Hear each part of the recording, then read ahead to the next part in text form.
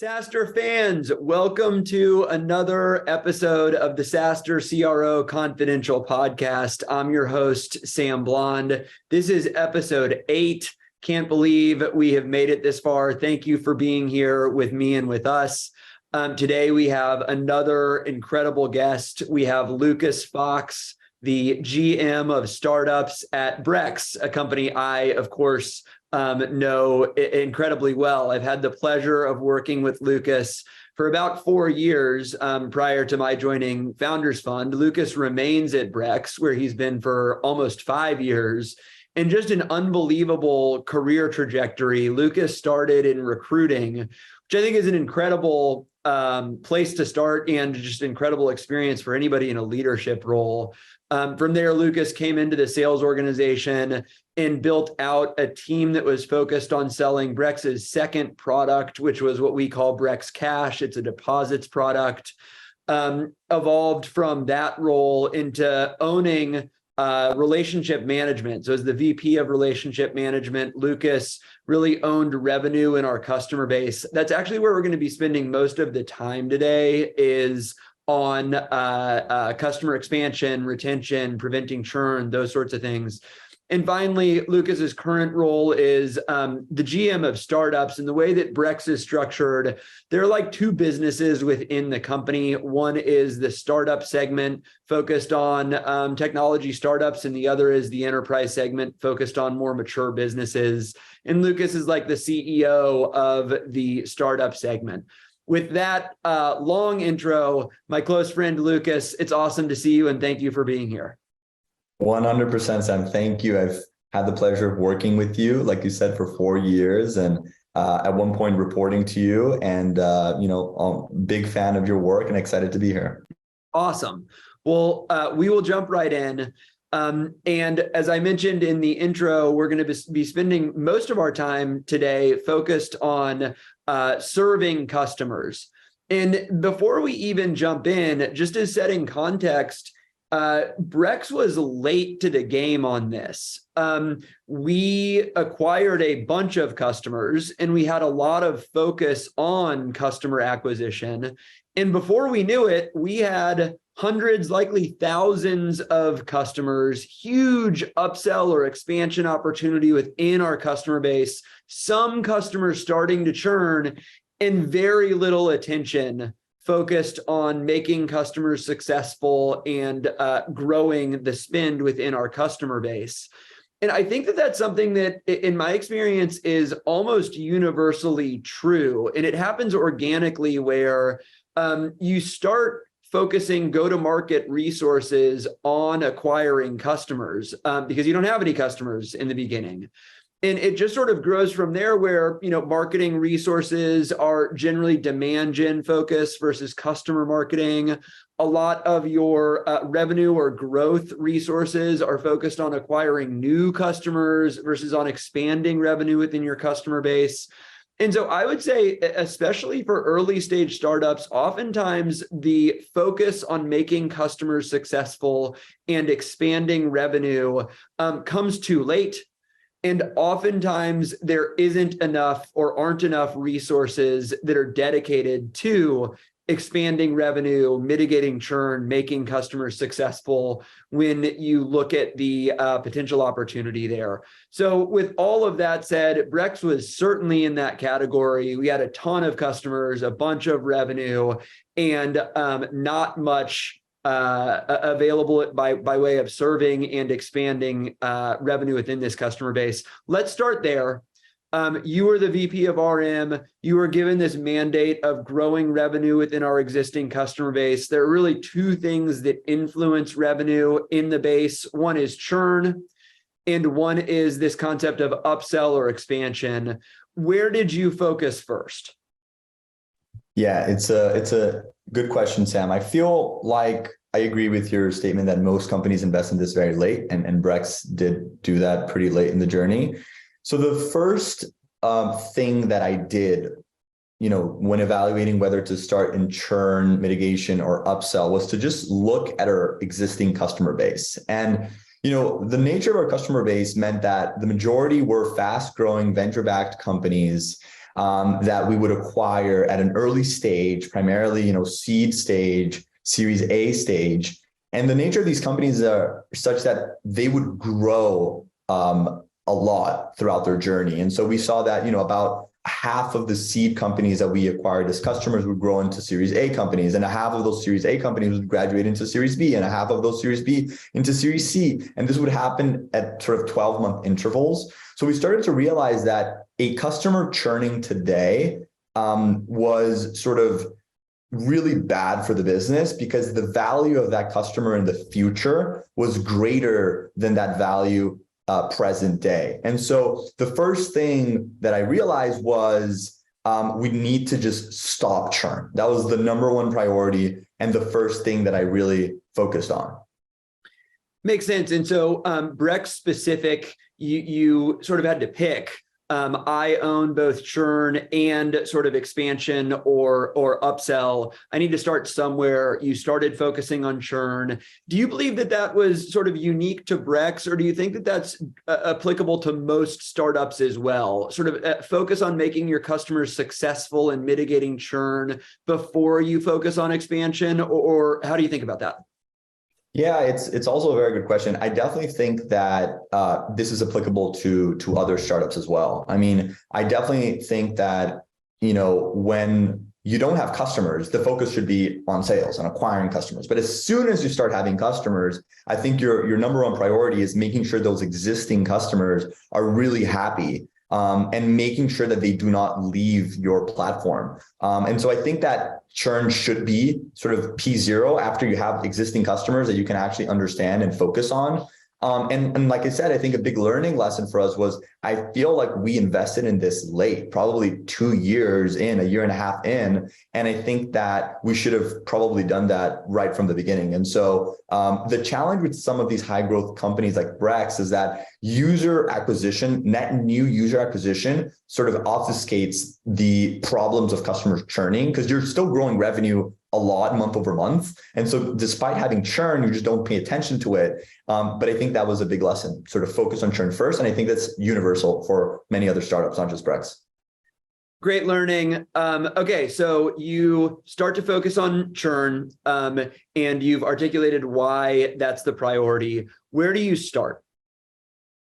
Yeah, and I'll try to get pretty tactical here. So I think the first step is just understanding and measuring churn, right? Because it's very important to first understand sort of why customers are churning, and if your churn is regrettable or not regrettable, right? And so it's important for you to understand, are your customers churning because of a particular feature or service that is missing and they need, or because something about the product experience is broken, or because it's too expensive, or because, these are companies going out of business, which was our case since we served a lot of startups, et cetera. So it's really important to understand first, like, what are the reasons for churn, right? That's number one. And then sort of the number two thing is, how does that change depending on your persona, right? So for us, as an example, we served early stage startups, we served late stage startups. We also served the founder as the buyer, but also the controller and the CFO, the more later stage that you would go. And so sort of the number one is understanding churn, the reasons for churn broken down by personas.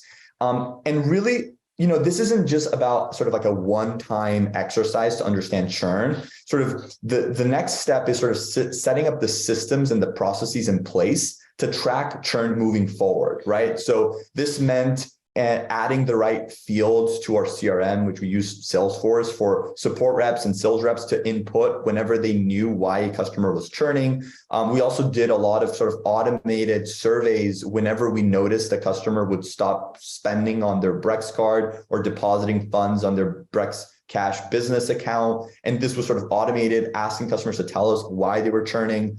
And whenever we felt like we didn't know why a particular customer had churned, we actually had a team that would manually audit and study that customer, look through their transaction history, understand the support tickets that they had, and really sort of like study and analyze through kind of like manual deep dives, and then tag that specific churn. So repeating what I said, first step was understanding and measuring churn. Second step is setting up the systems and processes to do that on a recurring basis, not just on a one-time basis.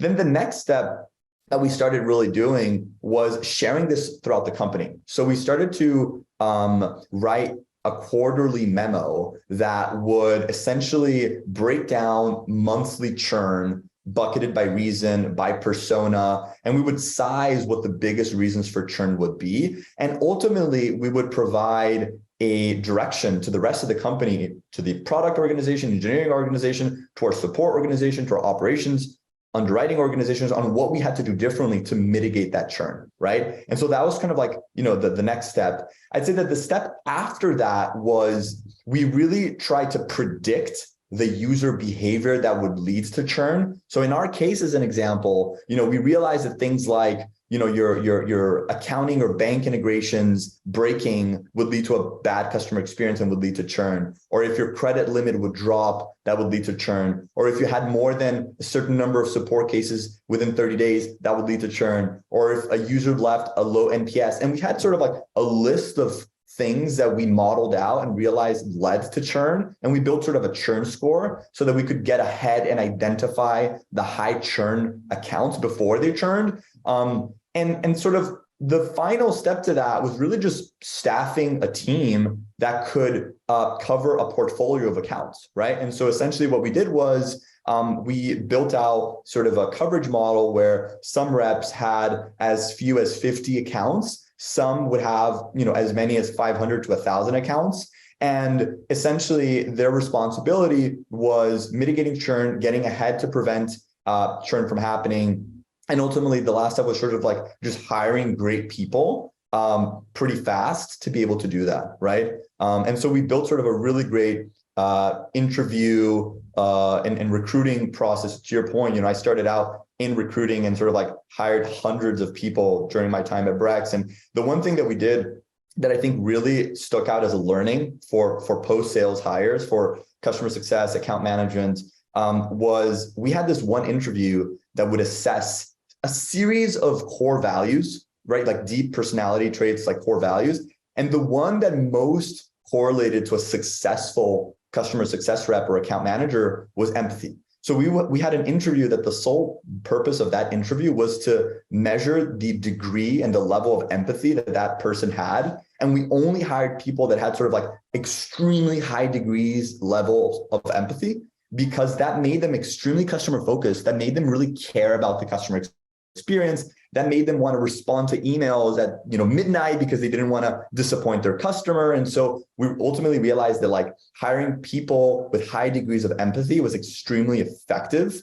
And so that's really interesting. I'd say that the last takeaway was that as a result of doing this deep dive and understanding and measuring and fighting churn, we realized a couple of things. One of the things that we realized was that one of the biggest reasons why customers would churn was because they weren't properly set up on Brex, right? So, they would sign up to Brex and they would start using the Brex card. They would deposit some money into our Brex business account, but they wouldn't really get up and running, and they wouldn't migrate 100% of their banking or their corporate card to Brex. And we realized that was actually like the majority, the number one reason why customers would ultimately churn is because like they never got set up properly. And so as a result of that, we actually decided to invest in building an implementation team that would just make sure that every single customer that signed up were properly set up.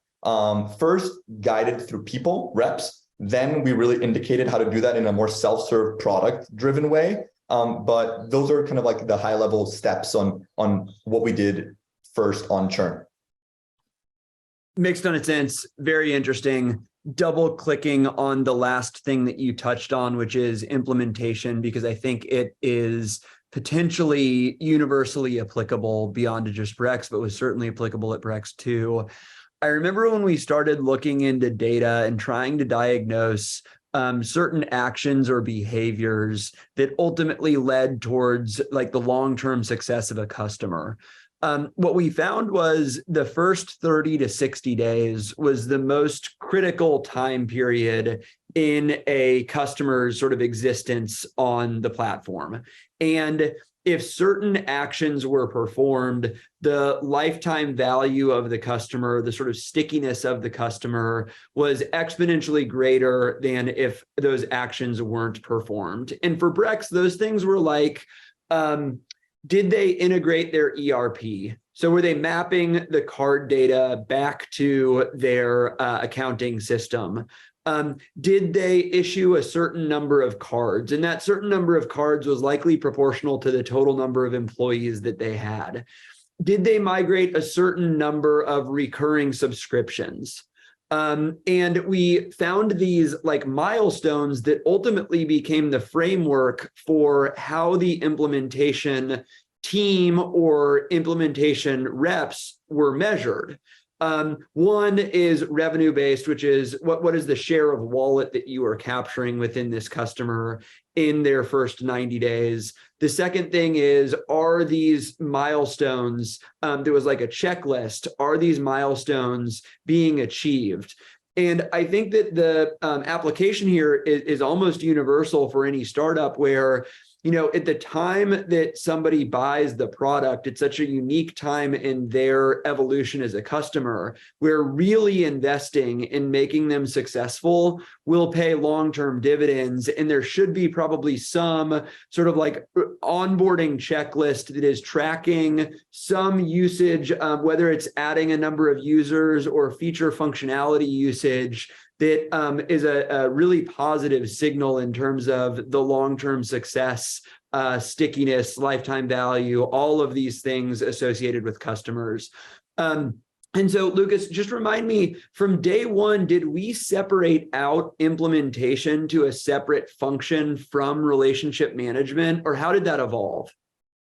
Yeah, it's a great question. And we did separate it. And the reason we separated was because we saw that the roles were very different, right? For implementation, you know, we realized that it was really important to have kind of like a continuous motion of having net new customers that were signing up, and you were sort of like incentivized to drive these specific behaviors that we built into a scorecard, right? Like specific number of recurring merchants and users, and making sure that you had your accounting ERP integration set up. And, you know, we realized that this would be different than kind of like building a long-term relationship with a specific customer and really helping them sort of feel comfortable that they could scale with Brex. And so we split that out. We had an implementation function, but the reason we built the implementation was because we first started understanding reasons for churn, and we realized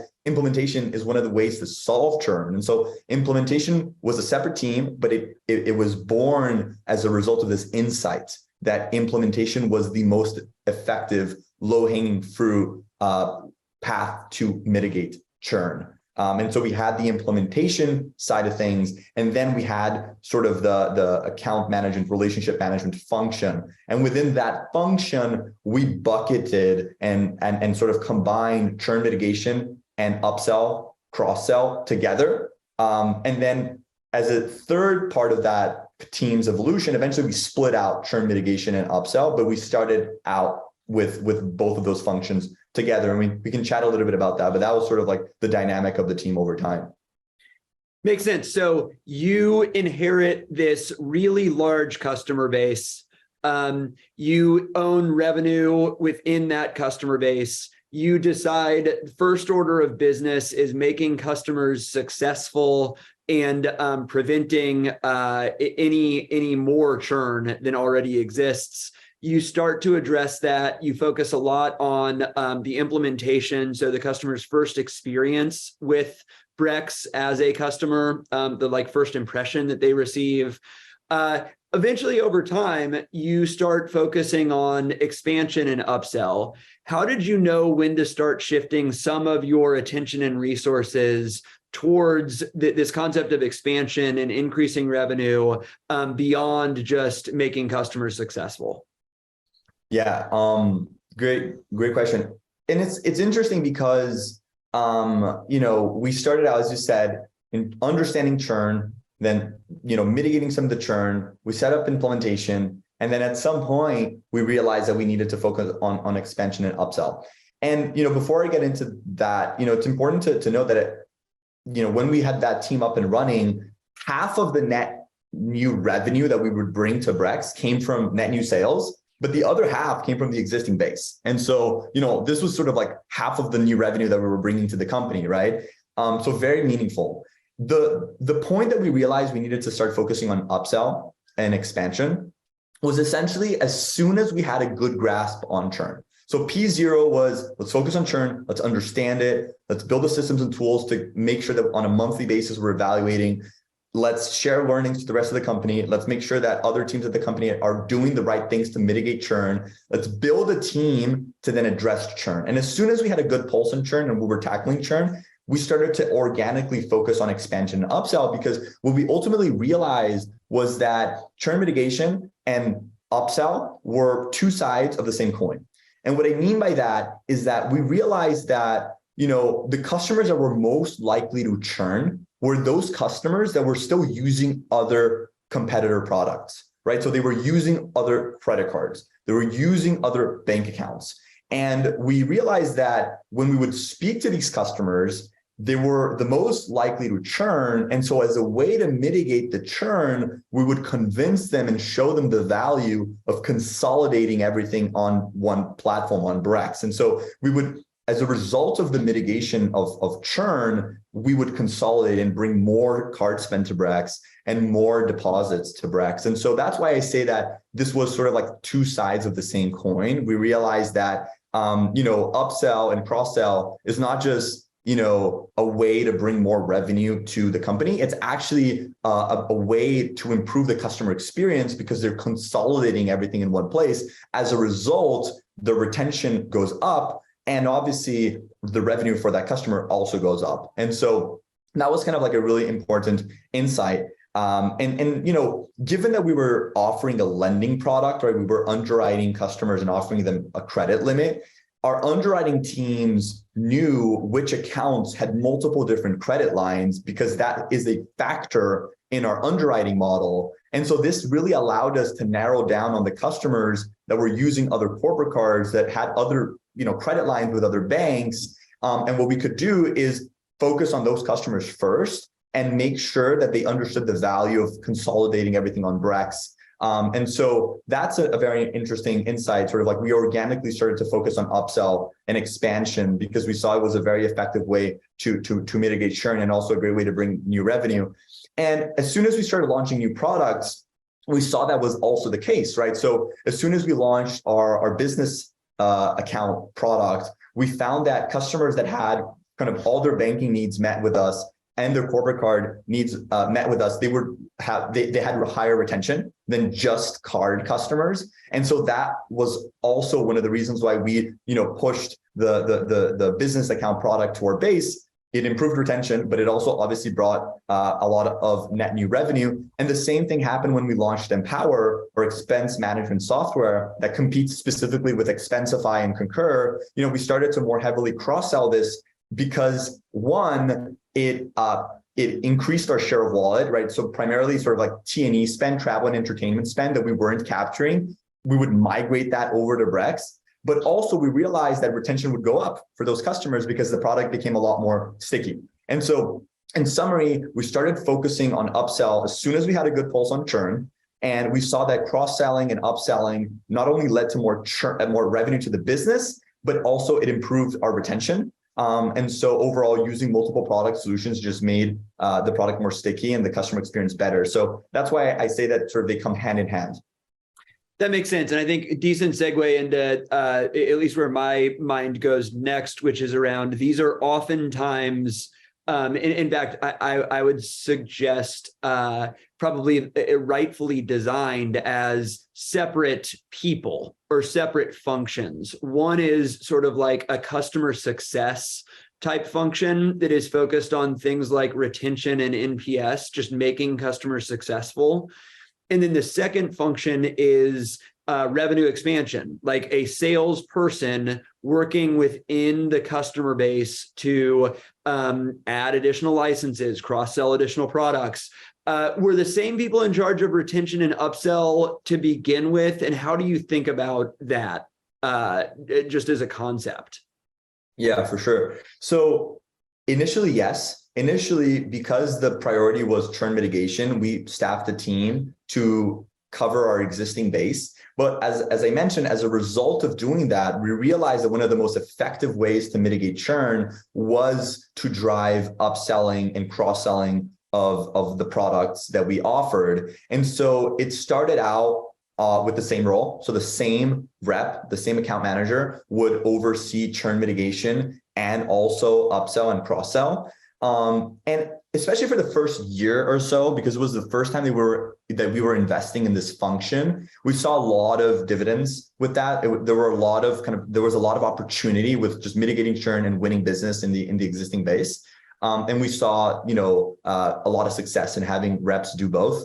However, as soon as we started scaling the team, so, when the team crossed 30, 40 people, we started to realize that it was harder to divide territories and to, create a very simple compensation model. And also we realized that there was benefits in splitting out the function in terms of like the skill sets that required you to be successful to mitigate churn versus convince someone on essentially like using more of our products. So eventually we split out the team when we crossed kind of like 30, 40 people. And we had one team of customer success reps that only focused on churn, and they were sort of like the main point of contact with the customer, and provided a really high level of service. And whenever an opportunity came to sell a new product or to increase our share of wallet with an existing product, we would loop in a client sales rep. And so the client sales rep was focused only on upsell and cross-sell. And both functions were still under the same leader, but we ultimately realized that eventually we'd have just more efficiencies by splitting the two roles. There were different skill sets, compensation was different, and ultimately we realized that that was the best way to scale. But in the beginning, I think we wouldn't have been as successful if we hadn't combined that in the same role. So that was sort of like the learning. That makes sense. I think there's probably a natural evolution that takes place here that is maybe the recommendation that, based off of our experience, we would come away with. And that is, initially you have somebody focused on serving the customer. That includes both mitigating churn, making them successful, and also increasing the revenue. Because especially at an early stage as a startup, having this like concept of over specialization where you have one person that's customer success and one person that's account management or sort of like upsell, it makes less sense for some reasons that you talked through at a very early stage. But as you get much larger as a business, you have more people in the business, this concept of specialization where you have dedicated implementation person, dedicated success relationship, the face of Brex for making the customer successful long-term, and then the money person, the person that when we launch a new product, when there is an opportunity to acquire spend from a competitor, that person sort of deploys into the account and is the money person. But that probably that differentiation or specialization makes less sense from day one when things are just simpler across the board at a startup. Yeah, 100%. That's right. Okay, so you were in this role, I think, for a couple of years, and you were recently promoted into this GM role where you're, as we mentioned earlier, you're effectively the CEO of a business unit within Brex, and that is startups, sort of defined as, I think, companies, tech companies that are under 50 employees is probably the way that we defined it around the time that I left. Are there any interesting learnings you brought with you from this experience as VP of RM that make you more successful in this new role that you think would be interesting for founders potentially out there, that like, you have this unique experience and now you're sort of founder-like? What are the advantages that you have because of being the VP of RM? Yeah, that's a very good question. And I would say that for sure there are a lot of advantages and learnings because, if you think about it, I went from leading a customer facing organization focused on implementation, on upsell, cross-sell, and churn mitigation to now overseeing a group of, over 100 people across engineering, product design, operations, sales, marketing, partnerships, et cetera, et cetera. And the number one thing that, allowed me to be successful was just having a better understanding than anyone else at the company of what the customer needed, right? And, as part of my mandate, overseeing implementation, retention, upsell, cross-sell, I ended up developing a really, really strong intuition on three things primarily. The first one is why signing up to Brex, right? And, not at a superficial level, but at a very deep level, broken down by personas, why we're founders signing up for Brex, why we're CFOs signing up for Brex, why we're controllers signing up for Brex, broken down by company size, what's the difference between someone who was signing up to Brex, who was a seed founder versus a Series A founder versus a Series C controller, and also by product, right? Why were they signing up for the card product, for our banking product, for our spend management software? And so that's number one, sort of understanding why customers were signing up to Brex. Number two, why customers were leaving Brex, right? And in the same way, broken down by personas, by company size, and by product. Why were customers leaving and churning, right? So developing that intuition, number two. And then number three is, what did customers love about our product, right? What did each of these personas, broken down by company size, broken down by product, what was the one thing that they loved the most about our product? And I felt like because I spent so much time with customers, and I also spent so much time building the systems and tools to gather this data in a systematic way and share this with the company, I felt like I just had a really, really strong intuition and understanding. And having a deep understanding of these three things allowed me to step into my GM role and understand things like, what do we need to solve in the product? What are the things that we need to double down on? Which customer personas should we be focusing on to grow the fastest? And how can we position our product based on the different personas to have the most growth? And so I felt like, it was much easier after having spent, close to 2 years, just getting very deep in the trenches with customers. And also something that was really, really effective too was, I built relationship with hundreds of customers over the years, right? So, I have personal relationships with, hundreds of founders of all sorts of companies and CFOs and controllers.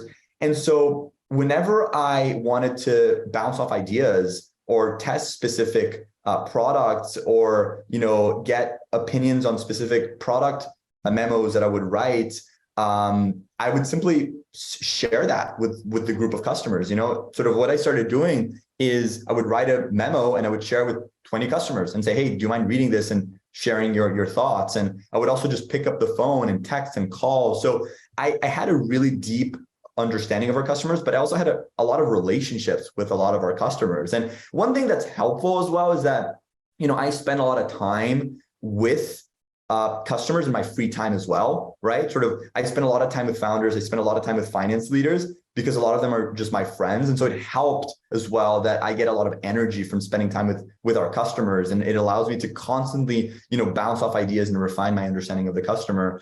And so that was sort of like a really, really key takeaway, where I continued having this deep relationship where I would still do 5 calls a week with customers. In addition to serving also as an escalation point for frustrated customers, like to this day, I probably receive like a dozen emails a day of customers that reach out to me and share sort of an escalation point, which came from my days of overseeing kind of the account management function. So I have a very good pulse on what's going on in our customers.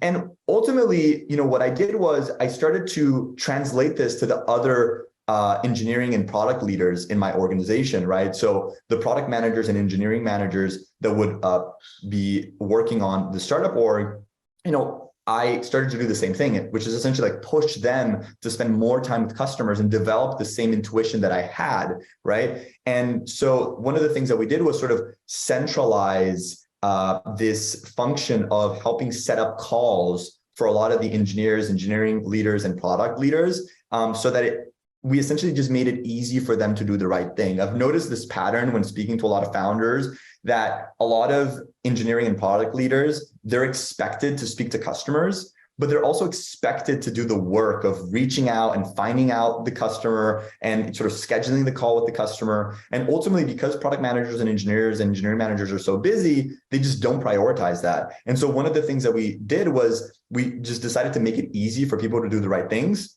which essentially was having almost this function of scheduling and reaching out to customers centralized, and having PMs and engineering managers just show up and do the calls. It was just much easier for them to just develop this intuition for what the customer needed. And so in summary, overseeing the relationship management, account management function made me the customer expert. And it showed me the value of being the customer expert. And ultimately that made me spend 10 times more time with customers. Until this day, if I hadn't had that experience, I would not be spending as much time with customers. And so I think that's the biggest learning that I would give to founders and to CEOs is, just obsess about your customer and spend a lot of time with your customers and try to understand those three things that I said, which is, why do customers sign up? Why do customers leave? And what do they love about your product?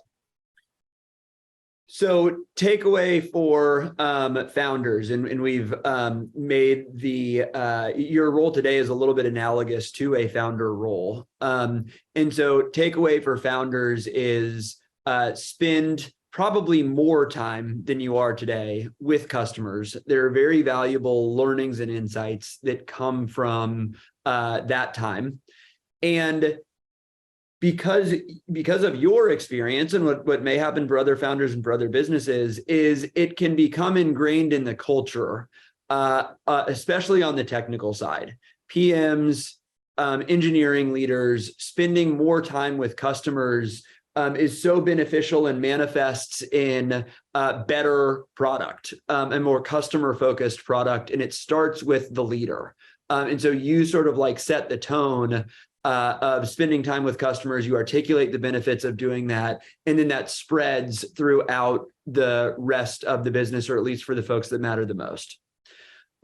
Lucas, it is lovely to see you. I'm used to seeing you on these Zooms probably like 3 or 4 times a day in different forums, and it's now been a few months.